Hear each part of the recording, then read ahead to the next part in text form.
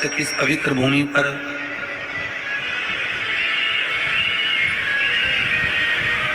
अगर आप और हम श्रवण करने के लिए बैठे हैं तो कहीं हमारे पूर्वजों का, कहीं हमारे माता पिता का, कहीं हमारे कुल देवता का, कहीं हमारे पूर्वजों का कोई पुण्य हमारे सामने प्रकट हुआ होगा, कोई पुण्य हमारे सम्मुख में आया होगा। बस ये है कि एक समय, अभी आपको कल कथा में कहा था कि विष निकला है और विष निकलने के बाद चिंता व्यापी है।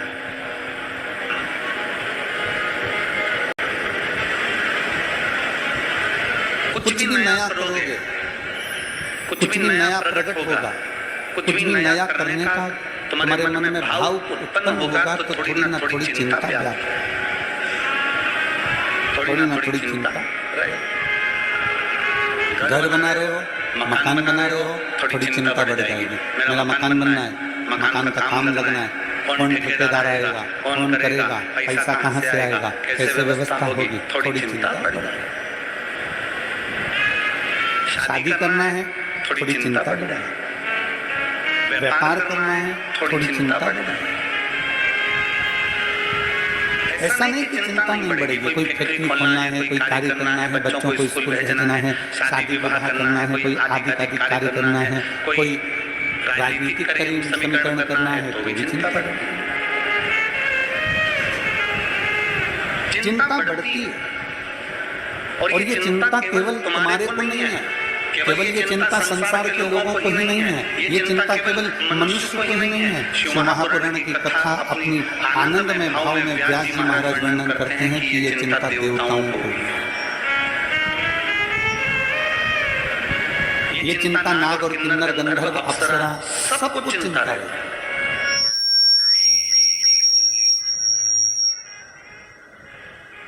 ये चिंता हर एक में समाहित हो रही है, ये चिंता सब में। ऐसा नहीं कि कोई गंधर्व हो, अप्सरा हो, नृत्य कर रहे हैं तो आनंद है, देव हो, किन्नर हो, असुर हो, राक्षस हो, सब में चिंता व्याप्त है।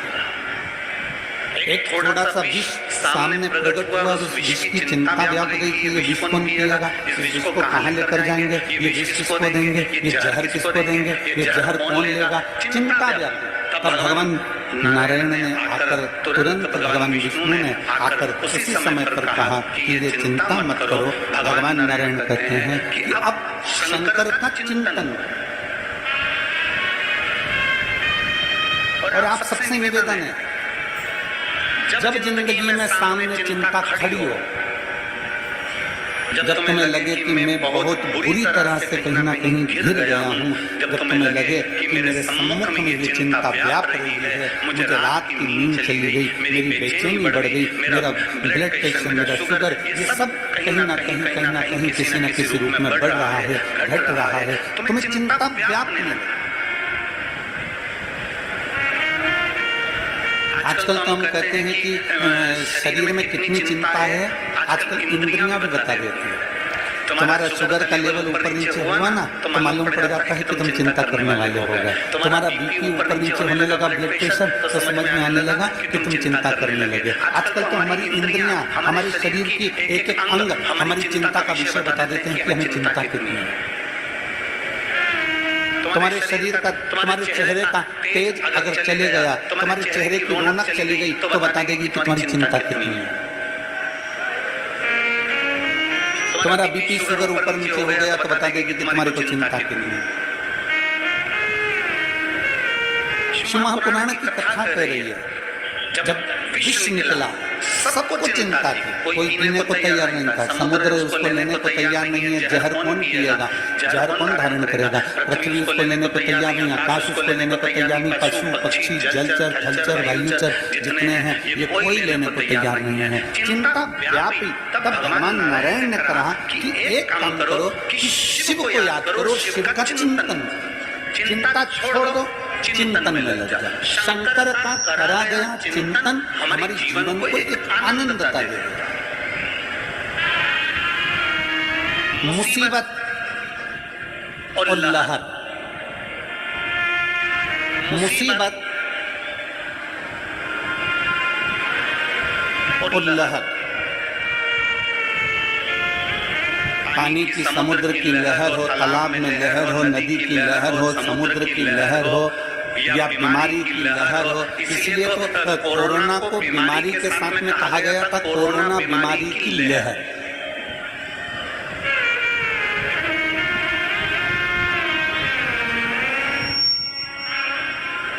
जब कोई बड़ी बीमारी आती है तो कहते थे इसकी लहर चल रही है। लहर का मतलब क्या होता है? पानी की लहर और मुसीबत,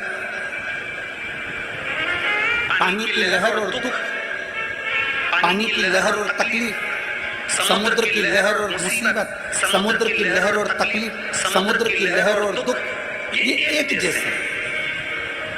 इनको एक जैसा कहा गया। क्यों? उसका कारण केवल इतना है, समुद्र की लहर कितनी भी उछल ले, पानी की लहर कितनी भी उछल ले, नदी की लहर कितनी भी उछल ले, तालाब की लहर कितनी भी उछल ले और कितनी भी आगे बढ़ जाए, एक ना एक दिन वो समुद्र की लहर, पानी की लहर, तालाब की लहर एक ना एक दिन शांत हो ही जाती है। उसी तरह जैसे लहर और मुसीबत, लहर और दुख ये एक जैसे हैं, मतलब अगर लहर उछली है तो शांत भी होगी और अगर मुसीबत आई है तो समाप्त भी होगी। ये निश्चित है, ये निश्चित। समुद्र की लहर अगर उछल रही है, पानी अगर उछल रहा है, लहरें अपनी सीमा को तोड़ दी हैं, बीमारी अपनी सीमा को तोड़ दी है। जैसे कोरोना को कहा गया लहर, कोरोना की बीमारी बढ़ी तो कल लहर बढ़ गई। आखिर लहर क्यों कहा गया? क्योंकि एक ना एक दिन ये लहर थमेगी जरूर, एक दिन ये लहर शांत होएगी जरूर। उसी तरह समुद्र की लहर हो, पानी की लहर हो, बीमारी की लहर हो, चाहे कोई भी लहर हो, एक ना एक दिन वो लहर शांत होती जरूर है। उसी तरह शास्त्र कहता है मुसीबत कितनी भी बड़ी हो ये लहर की तरह है, दुख कितना भी बड़ा हो ये दुख कितना भी बड़ा हो ये भी लहर की तरह है, तकलीफ कितनी भी बड़ी हो ये भी लहर की तरह है। ये मुसीबत, ये दुख, ये तकलीफ जो लहर की तरह है, ये धीरे न धीरे एक न एक दिन शांत समाप्त होती जरूर, एक न एक दिन शांत समाप्त होती जरूर। कोई मुसीबत हमेशा नहीं टिकती है, कोई तकलीफ हमेशा नहीं टिकती है।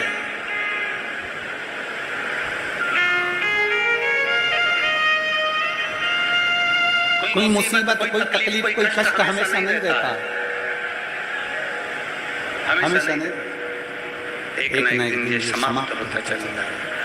भगवान देवताओं ने मिलकर, सभी देवों ने मिलकर कह दिया, भगवान नारायण ने सारे देवताओं से, सारे नागों से, किन्नर से, गंधर्व से, असुर से, पक्षियों से, पशुओं से, देवताओं से, सबसे कह दिया, सुर असुर सबसे कह दिया, चिंता न करो, शंकर का चिंतन न करो।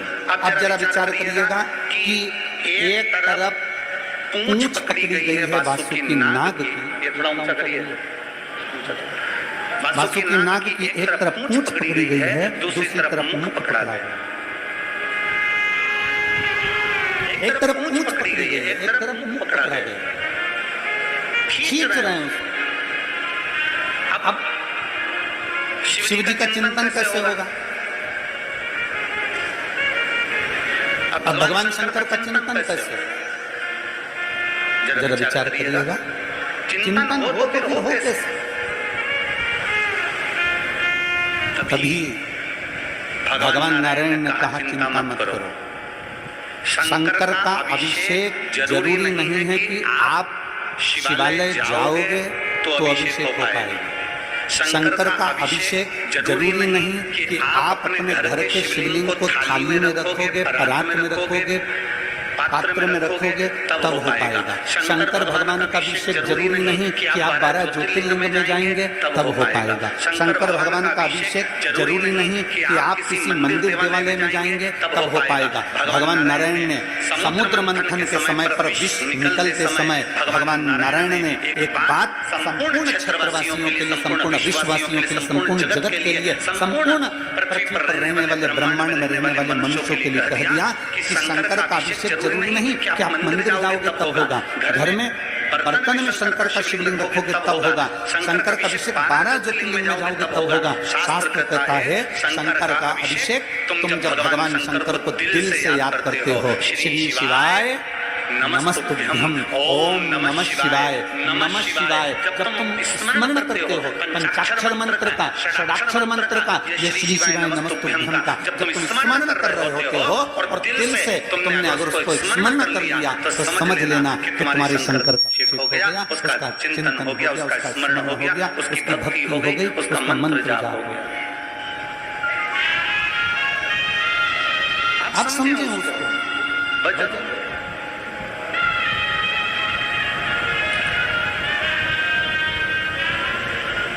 आप में से कितने लोग हैं जो भगवान के मंदिर में प्रसाद लेकर जाते हैं?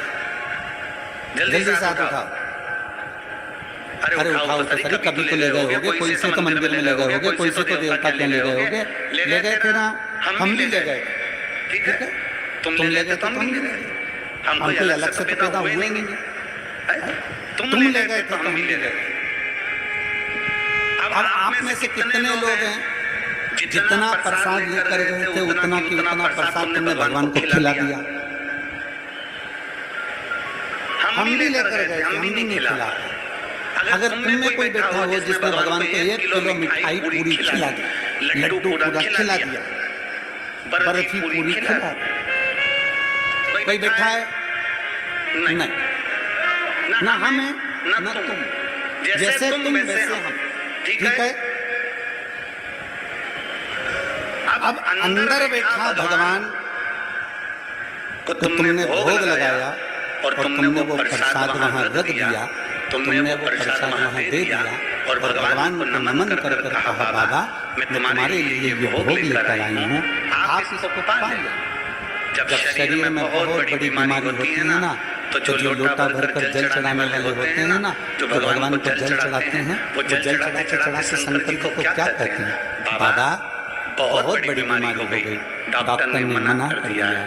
बाबा डॉक्टर कहता है कि ये किडनी नहीं चलेगी, ये लीवर नहीं चलेगा। बाबा मेरा थायराइड बढ़ गया, बाबा मेरी शुगर बढ़ गई, बाबा मेरा ब्लड प्रेशर बढ़ रहा है, बाबा मेरी आंखों की रोशनी चली गई, बाबा बहुत तकलीफ में हूँ। तब हम जब भगवान शंकर को जल चढ़ाते हैं ना, उस समय बाबा से कहते जाते हैं और बाबा से आखिरी में जल चढ़ाकर फिर कहते हैं, बाबा मैंने जो जल समर्पित करा है ना बाबा, इसको अमृत कर दीजिए। मैंने सुना है आपकी जटा में गंगा है और गंगा अमृत का काम करती है। मैंने सुना है आपकी जटा में चंद्र है, चंद्र अमृत का काम करता है। बाबा मैंने सुना है आपके मस्तक पर सूर्य है, सूर्य अमृत का काम करता है। बाबा आपके पूरी शरीर में 33 कोटि देवता विराजमान है। बाबा जब मैं जल चढ़ाऊं ना तो इसको अमृत कर दीजिए और मेरे रोग को आपका जल का आचमन करके सही मेरे रोग समाप्त कर दीजिए। शिव रोग को समाप्त कर दीजिए।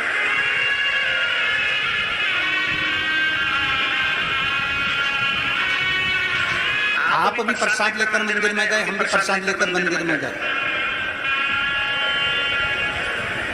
कल हमारे श्री आमदास सुहासन्ना जी कांडे जी कह रहे थे और ताई कह रही थी कल कि गुरु जी हम दोनों भोजनशाला में गए थे और रोज जा रहे हैं गुरु जी, प्रतिदिन भोजनशाला में हम रोज जा रहे हैं।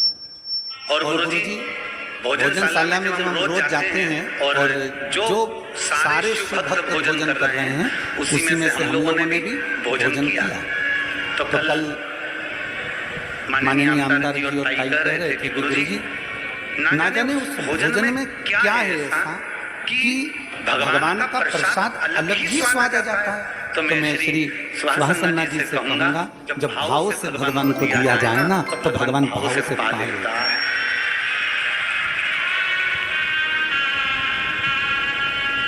भाव से अगर भगवान को दिया जाए तो भाव से पा लेता है।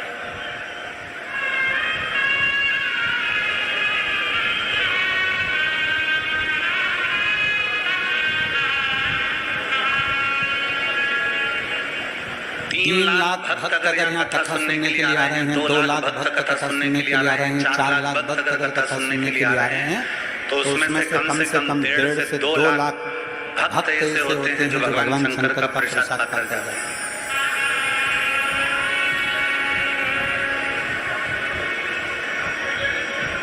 प्रेम बस आपने भी भोग लगाया भगवान को, हमने भी भोग लगाया भगवान को, पर भगवान ने 1 किलो लड्डू नहीं खाया, भगवान ने पेड़ा नहीं खाया, भगवान ने कुछ नहीं खाया, कुछ नहीं।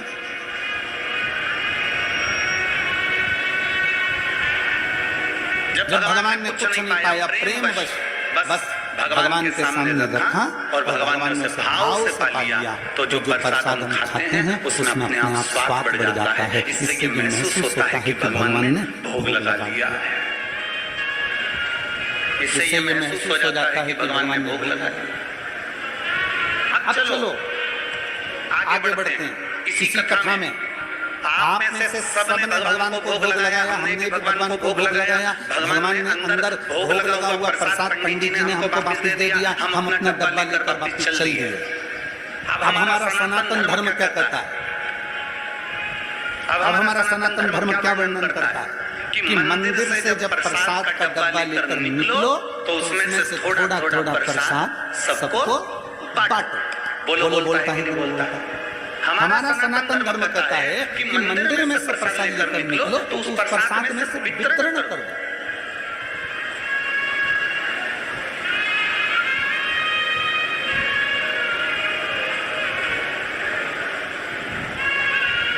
अन्ना जी आपको कल के लिए धन्यवाद। कल एक दीदी यहाँ पर व्हील चेयर पे आई थी।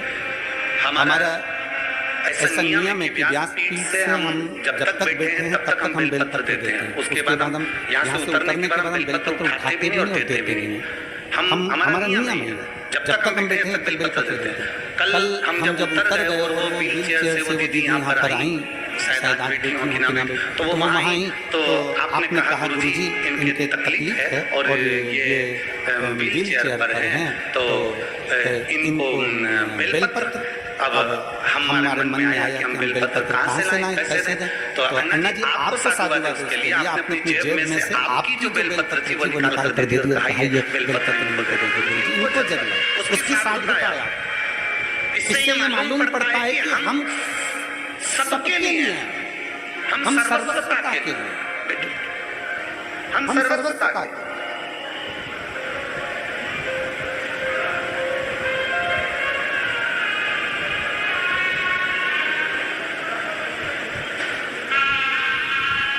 एक समर्पण का भाव किसको कहते हैं? हमारा सनातन धर्म कहता है आपके हाथ में मिठाई का डब्बा है ना, लड्डू का डब्बा है, मंदिर में भोग लगाया हुआ डब्बा आप लेकर चलते हो, उस डब्बे को बाहर लाकर वितरण क्यों किया जाता है, प्रसाद क्यों जाता है? हमारे बद्रीनाथ से होकर आए तो प्रसाद दे दिया, वैष्णो देवी से होकर आए प्रसाद दे दिया, पंडरीनाथ से होकर आए प्रसाद दे दिया, हम शिरडी से होकर आए प्रसाद दे दिया, हम जगन्नाथ से होकर आए प्रसाद दे दिया, हम त्र्यंबक से होकर आए, हमने हमारे मोहल्ले में हमारे रिश्तेदारों को प्रसाद दे दिया। ये नियम सनातन धर्म ने क्यों बनाया? उसका कारण क्या है?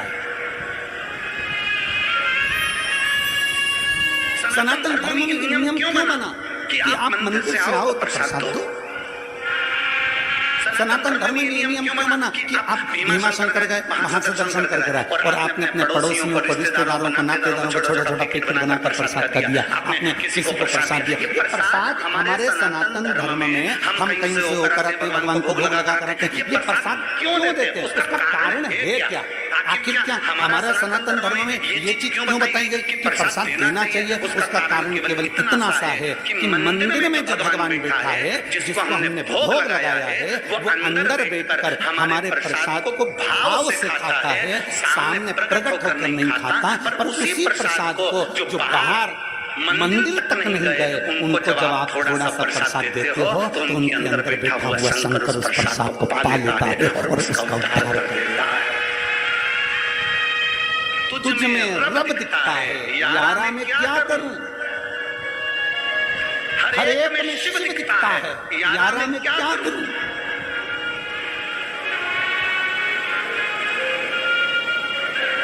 हर एक में शिव है। मंदिर से बाहर निकले, प्रसाद बांटना प्रारंभ करा, प्रसाद बांटना प्रारंभ करा तो ना जाने किस वेश में नारायण मिल जाए, इतने को प्रसाद दिया है, 25 लोगों ने प्रसाद दिया, 50 लोगों ने प्रसाद दिया, ना जाने कौन व्यक्ति कैसा था, किस भाव से उसने प्रसाद को ग्रहण करा, ना जाने कौन था जो शंकर का रूप रखकर आया प्रसाद लेकर चले गए, ना जाने कौन था जो शिव तत्व के रूप में आया और प्रसाद लेकर चले गए।